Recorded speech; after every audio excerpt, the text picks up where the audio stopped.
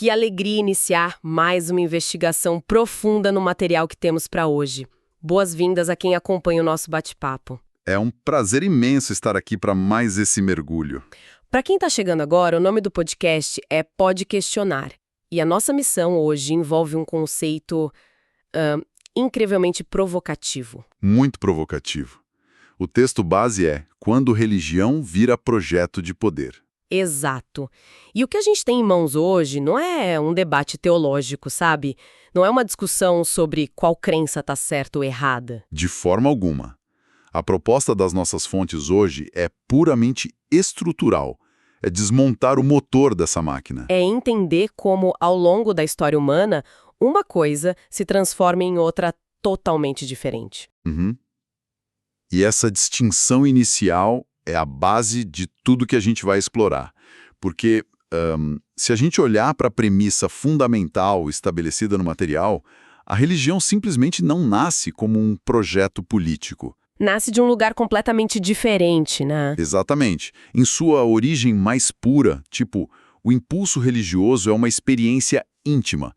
Puramente espiritual. Uma busca por sentido. Isso. Pense nos primeiros seres humanos tentando entender o caos do universo, as tempestades, as colheitas, a própria mortalidade. A semente da fé é essa tentativa profundamente humana de encontrar um propósito. É uma busca voltada para a transcendência, para o conforto diante do desconhecido, e não para dominar um território físico ou ditar as regras de um governo. Certo, vamos desempacotar isso, porque a grande sacada aqui é justamente entender o que acontece no meio do caminho. Onde as coisas mudam de figura. Sim, porque se a origem é essa busca por sentido, que é algo tão pessoal, como é que a gente chega aos grandes impérios históricos fundamentados na fé? E a pergunta de $1 milhão. E a nossa investigação vai mergulhar nessa fronteira tênue. A gente quer mapear o momento exato em que a busca pelo divino deixa de ser apenas sobre o espírito e passa a disputar o terreno humano, o controle social. E a forma como as fontes explicam essa transição é através de uma lógica implacável. O que é fascinante aqui é o que eles chamam de a matemática da influência. A matemática da influência. Adoro esse termo. É um processo quase inevitável. Porque, veja bem, quando uma crença ressoa, ela cresce. E quando cresce, ela precisa organizar pessoas. Faz todo sentido. Não existe a menor possibilidade de milhões de indivíduos compartilharem uma mesma visão de mundo, os mesmos ritos, os mesmos valores, sem que naturalmente se formem instituições. Claro, começam a surgir lideranças.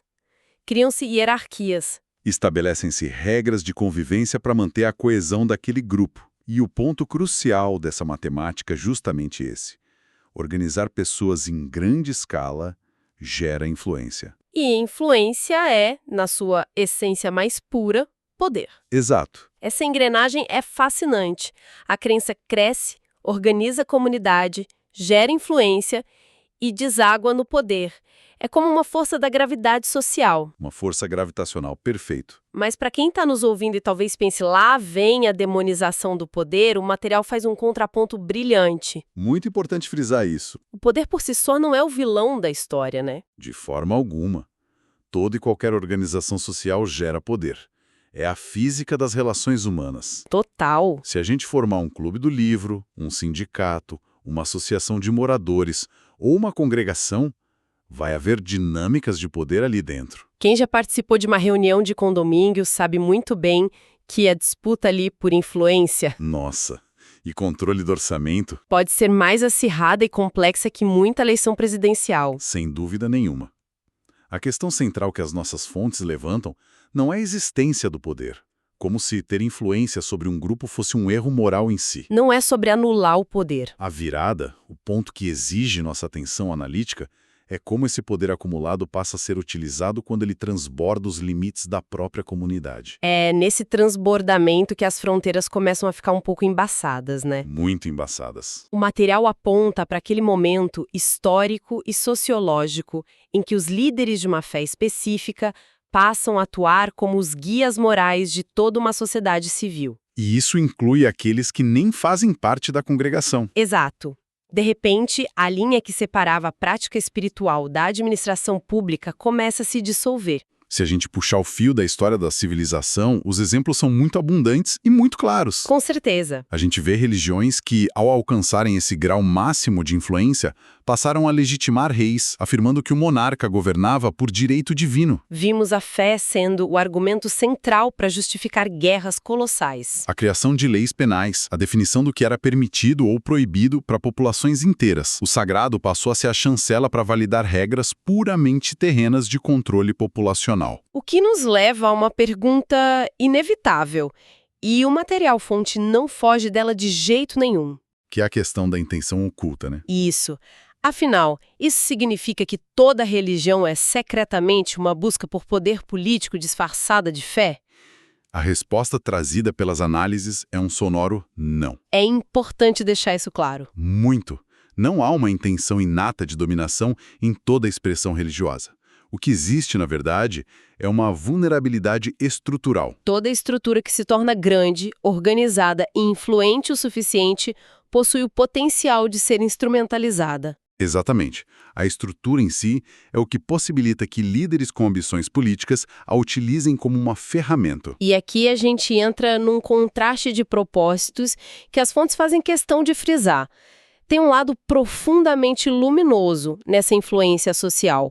Um lado que constrói. Quando a força aglutinadora da fé é direcionada para inspirar compaixão, para caridade, para a construção de hospitais, escolas, redes de apoio comunitário, Ela atua como um dos maiores motores para fortalecer o tecido social. ela une as pessoas nos momentos de maior vulnerabilidade. Mas aí o desvio de rota acontece quando a gente presencia a virada estratégica.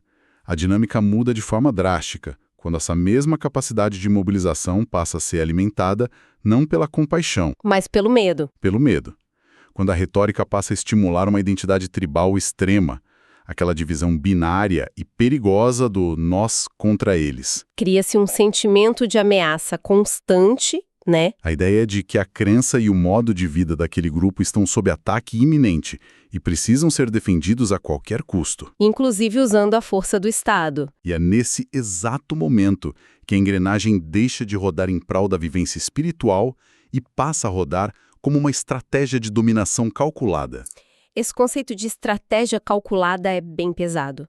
A coisa deixa de ser sobre a alma e passa a ser puramente sobre o território. Sobre o controle. E para quem quer entender como identificar essa virada na prática, o material que a gente está analisando hoje destrincha um padrão de comportamento. É muito metódico. Há características muito nítidas que surgem quando um projeto de poder veste a roupagem da religião. É quase um manual de instruções da dominação estrutural. Esse padrão é o que torna o fenômeno tão reconhecível em diferentes épocas e culturas. Tem um checklist claro. Vamos passar por ele? Qual é a primeira característica? A primeira tática que sempre emerge é a necessidade de definir inimigos. Definir inimigos. Sim, para que o grupo se mantenha coeso e agressivo, já não basta apenas cultivar a própria fé. É preciso fabricar um adversário claro.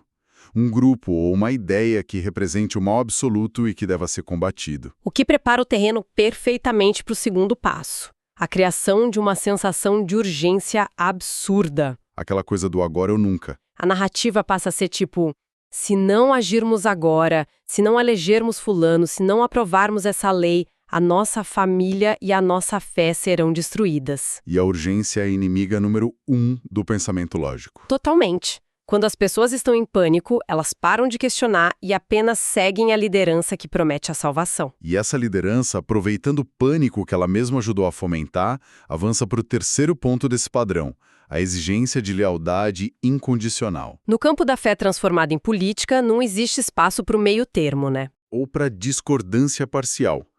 Ou você assina embaixo de toda a cartilha, apoiando todas as ações políticas do líder, ou você é automaticamente rotulado como um traidor, um falso fiel. Nossa, isso culmina no fechamento total do sistema, que é o quarto ponto. O desestímulo implacável à crítica interna. Que é onde a estrutura se blinda. Em um ambiente democrático saudável, questionar uma liderança é um dever cívico. Mas quando a liderança política se funde com a figura sagrada... Questionar o líder passa a ser interpretado como um ataque à própria divindade. Exato. A crítica deixa de ser um direito e passa a ser tratada como heresia. O que torna esse processo todo tão complexo de ser combatido é a sutileza da contaminação. Porque, lendo esse padrão assim de forma listada, pode parecer que a tomada de poder acontece de uma hora para outra. Com tanques na rua e novos decretos sendo lidos em praça pública. Mas as análises mostram que a realidade é muito mais progressiva. A influência se infiltra pelas rachaduras institucionais de forma quase invisível no início. É exatamente como um vazamento de água na parede da nossa casa. Começa com uma mancha pequena no teto. Ninguém dá muita atenção. Vai deixando para lá. De repente, a parede inteira está comprometida. A estrutura está podre por dentro e a casa ameaça desabar antes que a gente decida chamar o encanador. Essa metáfora do vazamento ilustra bem demais a mecânica da coisa. Porque na prática do Estado, esse vazamento lento se manifesta quando a religião de um grupo específico começa a moldar silenciosamente as decisões públicas. Decisões que vão afetar todas as pessoas, independentemente de suas crenças. Os discursos políticos cotidianos, os debates sobre orçamento ou saúde pública começam a ser inundados por uma linguagem propositalmente sagrada. E o sintoma final de que a parede já está ruindo é quando o simples ato de um cidadão discordar de uma política pública passa a ser julgado pelas autoridades não como um debate técnico, mas como uma ofensa moral. Quando a discordância cívica vira pecado, já não estamos lidando com liberdade religiosa. Estamos diante de uma estrutura política, operando por trás de um escudo divino. Uma blindagem perfeita. E aqui é onde as coisas ficam realmente interessantes. As nossas fontes levantam a grande questão que amarra toda essa discussão. Que é o impacto mútuo. Quando ocorre essa fusão, quando a religião entra de cabeça na arena política, ela consegue elevar o nível da política trazendo valores superiores, ou é a política que acaba contaminando e corrompendo a religião? Olha, o choque que ocorre aí é fundamentalmente um conflito de naturezas. As duas esferas operam em frequências diametralmente opostas e incompatíveis. Como assim? O poder político, a administração de um Estado plural, funciona e precisa funcionar na base da negociação. É o terreno das concessões, da diplomacia, dos acordos onde ninguém ganha tudo, mas todos conseguem conviver. A política é a arte do possível. Exatamente. Em contrapartida, a espiritualidade lida com o absoluto. Como você apontou antes, ela busca verdades transcendentes, dogmas inegociáveis. E se você acredita que uma regra foi ditada pelo próprio Criador do universo, não faz o menor sentido sentar em uma mesa de comitê para negociar se essa regra deve ser aplicada em 50% ou 100% dos casos. A tensão é inescapável. Ao tentar arrastar a transcendência divina, que é inegociável, para o balcão de negociações do parlamento, a estrutura fatalmente se rompe. E a constatação mais triste que o material traz é sobre o dano causado à própria fé, né? Sim, a religião, ao se consolidar como um projeto de poder estatal, perde o seu bem mais precioso, que é a sua dimensão voluntária. Há um conceito nas fontes que bate muito forte. Fé imposta não é fé, é obrigação cultural. É um simulacro de fé. Pense numa pessoa que segue um determinado preceito religioso ou se abstém de um comportamento, não por uma convicção íntima de que aquilo a aproxima do divino, mas pura e simplesmente porque a lei civil a obriga sob ameaça de prisão ou multa. Essa pessoa não está vivenciando a espiritualidade. Ela está cumprindo uma regra de trânsito moral para não ser punida pelo Estado. A beleza da busca voluntária por sentido é aniquilada pela burocracia governamental. Essa imposição esvazia o núcleo da experiência religiosa. Quando a congregação vira código penal, a conexão íntima desaparece. Isso nos leva à discussão sobre a maturidade democrática. Afinal, como as sociedades lidam com isso hoje? Existe um debate sem fim sobre o grau de influência que os valores morais de origem religiosa devem ter na condução de um país. Alguns defendem que o Estado deve ser guiado de forma muito firme por esses preceitos. Enquanto outros exigem uma asepsia total, onde nenhuma crença seja sequer mencionada no espaço público. E o equilíbrio que as fontes propõem é o que traz racionalidade para essa conversa. Porque a solução não é banir os valores ou tentar fingir que as crenças não moldam a cultura de um povo. Isso seria não só impossível, mas autoritário. O ponto de equilíbrio é impedir o monopólio institucional. A verdadeira prova de fogo para uma democracia funcional não é varrer a religião para debaixo do tapete. É demonstrar a capacidade de conviver com uma multiplicidade de crenças fortes, fervorosas e ativas na sociedade civil. Garantindo que nenhuma delas consiga capturar a máquina do Estado. O objetivo é evitar que a fé de um grupo se transforme na marreta usada para dominar e silenciar quem não compartilha do mesmo altar. Quando qualquer movimento exige obediência cega e usa o aparelho estatal para se blindar contra críticas, o debate deixa a esfera teológica. Deixa de ser religião e passa a ser estritamente um problema estrutural de manutenção de poder. A religião é, e continuará sendo, uma das maiores fontes de sentido, pertencimento e força emocional para bilhões de pessoas. Isso é inegável. Mas ao cruzar a fronteira para tentar controlar as instituições de Estado, os impostos, as leis civis e os currículos escolares, o divino é deixado de lado.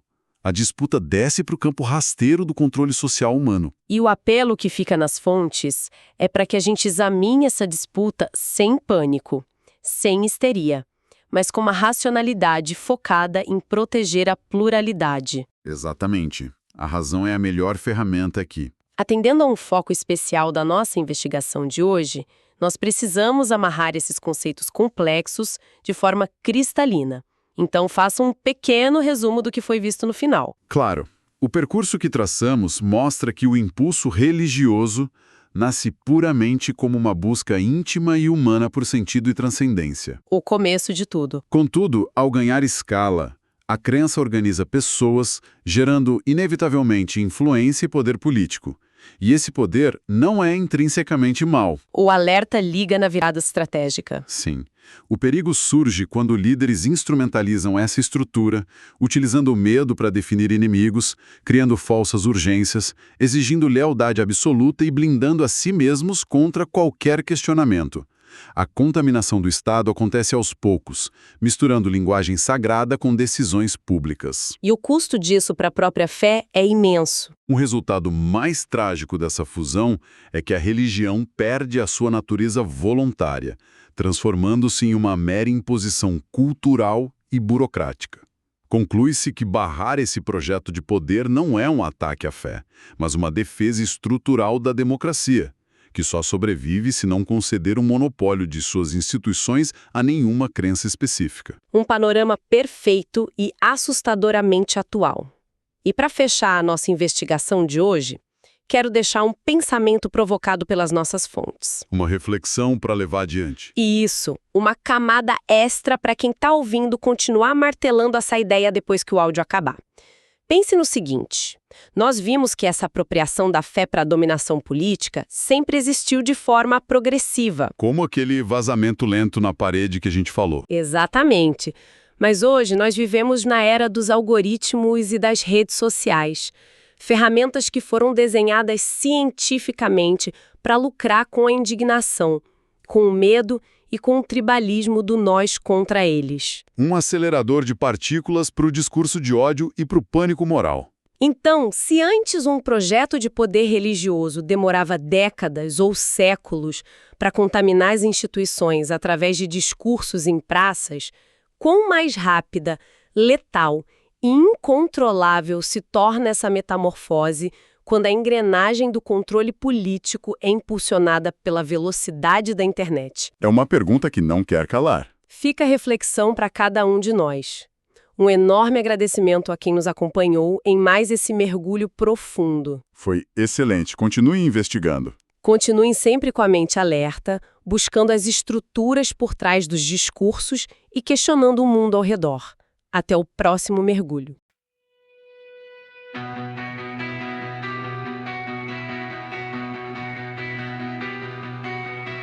Começa com promessa de luz, com palavras de paz e união. Mas quando o altar sobe ao palco, já não é só oração.